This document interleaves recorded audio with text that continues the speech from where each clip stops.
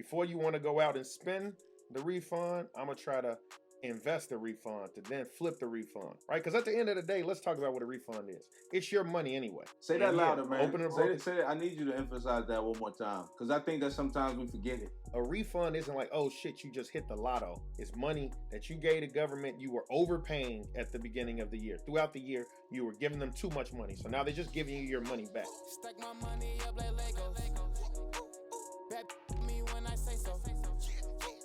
Pull up in the spotlight.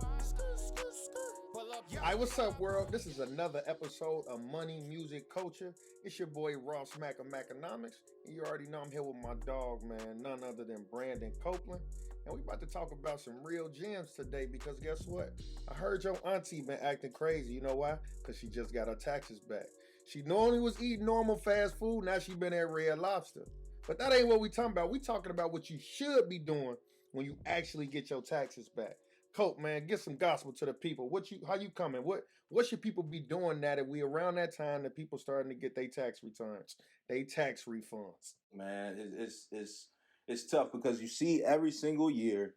It's a joke we do in our class. You know, right around people getting them tax refund checks. You see new cars getting bought, new jewelry. You see dudes on the internet with cash to their ear. You know what I'm saying? And Yeah, literally a few months later, them cars be getting repoed. Right. So I think first and foremost, right, like before you get your refund, prepare your mind, set boundaries. Before you get your refund, have you gotten your budget right? Right. Like, have you made sure that you have an understanding of where you are financially? Do you know what what bills are due? You know what debt you need to pay down? Make sure you got your bills and all that type of stuff right financially, but also your goals as well too. Because I think sometimes when we get that money, if we haven't done the preparation in advance, then it becomes like this figuring it out on the fly. You don't get a chance to plan. You get excited. Oh man, I can go out. Dinner on me, drinks on me, stuff like that. As opposed to like, whoa. We in a sound environment. I'll say sound, but more of a relaxed environment. No pressure, no stress. You sat there. You made a plan. Now when you get that money, now you execute on the plan. But that's the first step, in my opinion. First of all, put that plan into place so that you can execute on it. When you get the money, you're not just going, just off the cuff with it. Second, I'd also encourage you, and we've talked about it before, get you an accountability brother. I'm saying a brother right here, that's because me and wifey, I ain't gonna lie to you, I ain't got too many female friends no more. You know what I'm saying? Like, we just gonna go ahead and call it what it is. You know what I'm saying? We call don't it need a no spade. room. Oh, ain't no more. Nah, I ain't know her. She ain't your Listen, friend, Cope. exactly. Listen, and wifey's not jealous, but I'm just gonna say, listen, she started as the best friend, and you see how that happened. We 2 kids later, so we don't even play around no more. So for me, it's accountability, brother, but also just more importantly, get you an accountability partner, somebody that you can go on this journey with. Somebody's going, hey, yo, I see you posting to your story. You got, I know so many people, they get that tax return, they hair done, nails done, new shoes, new clothes. And again, you got to, I understand you want to treat yourself, but that money goes fast. Because you got to understand, the same people that's about to blow their refund check was the same people that was getting them PPP loans. And now them PPP loans, they done dried up. Now they just like, now we got the next thing. Now it's lit. And it's like, no. Cope said it right. Like, no. Let's budget everything. And more importantly, have a plan before the taxes get here. That way you're not caught off guard. That way you're not caught off guard like a little 19-year-old kid get drafted to the NFL or the NBA and now you rich and you ain't got no plan, so you going to blow it. It's the same way. Like at the end of the day, if you're getting an influx of bread without a plan, without that accountability partner, right? Without that budget plan in motion, then you're going to be smoked. You're going to blow it and you're going to be, mad 2 months from now, right? And so I love them first 3 steps, right? I think step 4 is you got to analyze how much debt you have.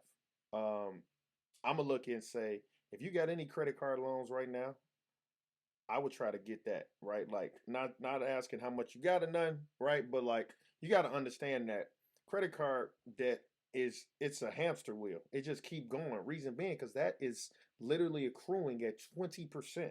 So yeah, everybody talking about, I got this new credit card, I got this Capital One, I got this American Express. I got this. I got that. I got a Macy's charge card. I got a Home Depot charge. Like at the end of the day, understand that interest rates is a silent killer in our community because it keep us in debt and we just paying it till we die. And so if you're in a position to get out of that type of debt, right? If you got $4,000 in credit card loans and you got 3 kids, so your tax credit's going crazy, and you got a refund, so you got about 7-8 racks. I'm getting fully out of credit card debt. Only reason is because you got to understand you're paying an extra 20% on the actual value each year. Um, any objections with that, man? No, not at all, man. I think the next thing I was going to literally say, I would just pay down debt first, and I know there's different strokes for different folks, right? But some people are like, well, my debt is 3%, and in the market traditionally you can get back 10%. So I want to make the spread. I get that, but you hit the nail on the head. Credit card debt, the average is 20.47%, like you just said, right? Like that's crazy, right? You trying to compete? If you trying to compete with that in the market, you're done. Don't try it. Like you, congratulations. You played yourself. Congratulations, you played yourself. Let's not even play around with that, right? So I love the fact that you just highlighted that it's levels to this. And so when you're analyzing your debt, start looking at them interest rates. That's huge right there. Start looking at them interest rates, and then you might make a decision. But if you're the type of person, let's talk real, right? If you're the type of person that you feel like you're not going to, we all got to know ourselves, right? So like we all know those people who they get that bread and it's gone like that, right? And if you're gonna spend it on some bullshit, I'm gonna call it. If you're gonna spend it on something that's not an asset, right? As opposed to paying down debt and then still be in the hole, you got to make sure you're making the proper decisions with your bread. So that I would just put that disclaimer on it as well too, because if you might look at some, this is 3%. On this debt is at 3% interest rate, 5% interest rate. I'm not worried about that. Let me go out to the club. Let me go hit the casino. Nah, we ain't talking about that right now, right? Like I think any windfall of money, any extra lump sum of money should be something used as a bonus to increase your potential. You know what I'm saying? So I think that's something to keep in mind. What would you say? What would be your next step on that? Yeah, so I'm gonna go back in order. So we got budget, we got a plan, we got our accountability partner. Now we paying off debt. Now after that, assuming, right? Next thing I'm gonna say is save some of the money if you don't already have an emergency fund saved up, right? And emergency fund once again is, think of it this way: all your monthly bills. What would you need to pay on a monthly basis in order to survive if you lost your job, right? And if that'll be your rent, how much it's gonna cost you to eat food, maybe your utility bills, maybe insurance, etc. You need that, right, in order to live. Then after that, right, after that step, assuming you got that, I'm gonna say, yeah, 3 to 6 months. Oh yeah, 3 to 6 months of that, right? So if your rent, $2,000, your food and all that other stuff is, I don't know, $500, so $2,500 per month. 3 months, you're gonna need $7,500 tucked away, right? 6 months, 15 racks tucked away. But after that, assuming that is the case, right now, that's high rent, right? Assuming after that, I say open a brokerage account. It's time to start making your money make money. Before you want to go out and spend the refund, I'm gonna try to invest the refund to then flip the refund, right? Because at the end of the day, let's talk about what a refund is. It's your money anyway.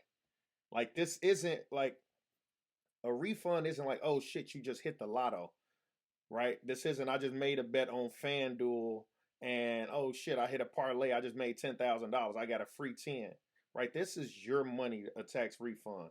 So your tax refund is money that you gave the government. You were overpaying at the beginning of the year. Throughout the year, you were giving them too much money. So now they're just giving you your money back. That's it. That's all. Say that And louder, man. open a Say that. I need you to emphasize that one more time, because I think that sometimes we forget it, because it feels like a gift. It feels like a present. Even to me, I'll be like, ooh, wait, this is extra. This is a bonus. You don't already work for this. At the end of the day, unfortunately, Cope and I know for damn sure you ain't, but I'm in that boat too. where we don't get no motherfucking refunds. We owe the government each tax time, which is trash. It's the worst. But if you and a person and you're getting a tax refund, don't look at it like you just hit the lottery. This is your money. It's been your money, right? In fact, the government just doing it in the way to be like, okay, we gonna know we gonna get a bump in consumer spending starting right in the end of first quarter and through second quarter as people getting their refunds or whatever, right? Or people start filing early, whatever it is, Q1 or whatever. Like this is your money. All it meant was that either you were paying the government too much or you started to get some write-offs or something, but like you were paying the government too much. That's it. That's all. So after the steps, right? Because we said I'm gonna remember it. So plan, budgeting, accountability partner, emergency fund, open that brokerage account. Now within that brokerage account, which is what we ain't even gonna name them because they need to be paying us bread, but just Google brokerage account. After that, you want to start off buying ETFs. We had one of our episodes a minute ago. We were speaking with a guy named Tim Maloney who literally has like 3 or 4 ETFs. And when you start thinking about the very first investments, you want to buy something that's very diversified, that's representative of the overall market, that you don't have to be a genius. You don't got to do a ton of research, right? Warren Buffett, the greatest investor after me, he going to let you know all you got to do is buy the S&P 500. Why? Because he's a 500 of America's biggest and best companies, and on average, they're going to go up. The collective group are going to go up about 10% each year on average. So like, you ain't got to overthink it. Your money in your bank account making 0.06%. You losing about 3%, really more than that now because of inflation, right? So at the end of the day, you invest it. That way your money's making money. Ain't nothing else to add right there. Listen, you gave them the game plan. I think that's the most important thing. You get this money as your money, and again, it's not just if you are in a situation where you have to pay, right? I don't want you just tuning this out. This is just anytime you getting you a lump sum of money. Maybe you get that bonus at the end of the year from your job or your commissions job or your sales, whatever it may be, right? There are productive things you can do with that bread, and so I think if you kind of go through this checklist, then it'll allow you to use this money productively, efficiently. Doing that budget and just going back there, right? Like doing that budget will allow you to know, hey, I'm trying to save for a home, or I'm trying to buy up a car. So that's where you try to pull some of that money out and allocate it towards that fund, so to speak. But don't feel like, hey, I got to emergency fund. I got to the step with emergency fund, so now I got to put all my money there, right? Like you can also break this thing up a little bit, especially if you know you're going to have consistent income coming in the future. So I don't want anybody to feel like you got to put 100% allocation towards one of the steps. You are using the budget to create a plan that suits you, period. Facts. Facts. I mean, we could take it a step further, right? After the brokerage account, I would also look into getting because, obviously you want to ask yourself how old you are, what's your risk tolerance, how much money you making, right? Risk tolerance is going to give you an idea of like how risky the investments you can make. But after you open a brokerage account, the next thing is I'm opening a cryptocurrency brokerage account, right? I want to be able to own cryptocurrencies. Reason being, because it's the wave of the future. It is something that I believe the technology is only getting better and better, and the use case is through the roof, right? Like right now, what we were able to see, a couple weeks ago or so, right? You had the Ukraine. I was about to say UK, the Ukraine Vice Prime Minister, literally the first ever I thought I've seen. He literally put a digital cryptocurrency GoFundMe on his Twitter. He like, yo, if you want to support the Ukraine war efforts, just shoot me some Bitcoin at my wallet address and shoot me some Ethereum at this wallet address. And people was like, yo, is this a scam? Did he get hacked? Like, no. Everybody, like other Ukraine official government, their page was like, yo, no, this is real. And the reason being is like, if he would have said, yo, everybody send money to a GoFundMe, they would have took a while for that money to actually get to his account. No telling how long. The war could have been over by then. Putin could have came smooth in. But by able to get the money instantly to his wallet, he had the money within minutes, right? And so imagine getting millions of dollars in a matter of minutes, and you could truly liquidated right then and there, right? We all talked about how long it takes. You know, the way my bank account set up. Everybody remember that joke? You know, the way my bank account set up, I got to check it in the savings, and since it's a Friday, my money ain't gonna really get there to right. Like it's 3 business days for you to sometimes get a wire for it to clear because this bank got to talk to that bank, et cetera, et cetera. But so the use case for cryptocurrency is only getting better, and so I think the next thing is get you a little crypto. Hey, listen, I think, like you said, the use cases are getting better. It's becoming more popular, and it still hasn't even like really reached and hit mainstream yet. Like it's just the beginning stages. Like not even everybody doesn't really understand it yet. And so you're literally, like you said, like this is just the beginning of it. And if you looked at the Super Bowl commercials, how many cryptocurrency ads did you see this year in comparison to the year before? Right? Like you got stadiums now named Crypto.com and FTX Arena, right? Like Yep. millions are being pumped into this space. You got one of the largest companies ever changing their name simply to be a even bigger player in this space. Follow the money. Yes. You said the best. Follow the money. Like you ain't got to be a rocket scientist. Follow Sometimes the smart money. you got to follow the smart money. Yeah, Because everybody's buying it, right? We just had not that long ago one of the most well-respected hedge fund founders, that being Citadel, Ken Griffin. Like maybe in 2017, he like, bro, this Bitcoin stuff, this is effectively the tulip bubble. This is fool. This is gonna break. It's gonna break down, et cetera, et cetera. And you know, earlier this year, he let it be known, yo, I'm sorry, I was wrong. Over the past 15 years, Bitcoin has been single-handedly one of the greatest technological advancements of our era. As a person that's managing multiples of, 10, like over $60 billion, like over $40 billion in assets, he like, yo, we need to be a market maker, right? So he understands that the world understands what crypto is. They want it. And so, like, follow the smart money. We see it happening. Asset managers are buying it, right? Banks, whether it's JP Morgan and Goldman, Morgan Stanley, and all, they're buying it, right? So we want to put y'all in a place to make sure y'all bread straight, so your kids are straight and their kids are straight. Hey, nothing else needs to be said, brother. I think that let's keep it simple. You get that money, Bro. let's max it out. You get that money, let's max it out. Yeah, maybe with that plan, maybe put a little bit aside to take care of yourself. Enjoy it, treat yourself. But I ain't gonna lie, hey, we buying more assets. we putting this money to work for us. You know? We buying assets, not liabilities. If you've been drinking, Captain Morgan all year, then you get your refund. Do not go start drinking black Henny. That ain't you. No white Henny, right? If you've been drinking, doggone, what's a little cheap tequila? Do not, you know what I mean? Whatever the cheap plastic bottle of tequila you've been drinking all year, do not start getting Clase Azul now. That ain't you. You don't need no 1942 now that you got your refund. We invest in that, man. Yeah, man. Say no more, man. Another episode of Money Music Culture. Ross, Mac, it is always a pleasure to share the stage with you, my brother. As always, Money Music Culture, make sure y'all tap in. Don't just listen to the advice. Let's see you execute on it, man. Talk to us. Let us know how you are actively using this information in your life. Hey, with that being said, share this with your cousin, your auntie, your neighbor, and that ex-girlfriend or ex-boyfriend that you don't like.